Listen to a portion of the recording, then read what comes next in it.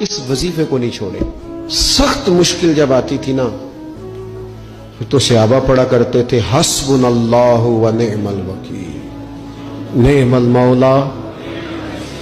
पढ़िएगा हस्बुनल्लाहु व निअमल मौला व निअमल नसीर। इसका माना बड़ा खूबसूरत है।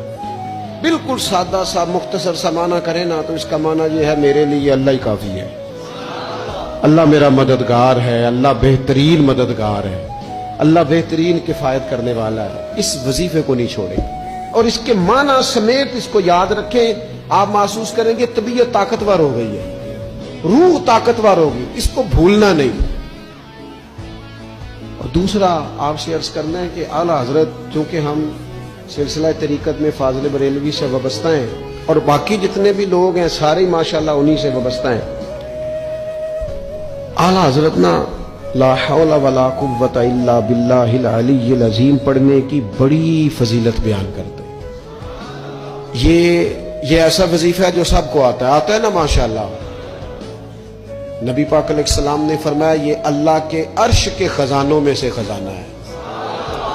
आला हज़रत फरमाते हैं 99 दफा पढ़ो ला हौला वला कुव्वता इल्ला बिल्लाहिल अलीय्यिल अज़ीम। फरमाया अल्लाह ताला तुम्हें 99 बीमारियों से शिफा देगा और उसमें सबसे छोटी बीमारी टेंशन की बीमारी है, सबसे छोटी बीमारी गम की बीमारी है, छोटी, बाकी बड़ी बड़ी होंगी। इस वजीफे को नहीं आपने छोड़ना और ये पाबंदी करनी है, करेंगे इंशाअल्लाह ताला। और तीसरा वजीफा है दरूद पाक।